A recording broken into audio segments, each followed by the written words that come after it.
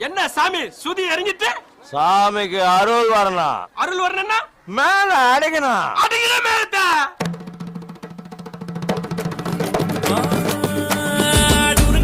மணல் மேல வதிய படங்க பார்த்தவன் ஸ்டேரிங்க போல வாழ்க்கை போவும் ரூட்ட பார்த்து வளைஞ்சவன்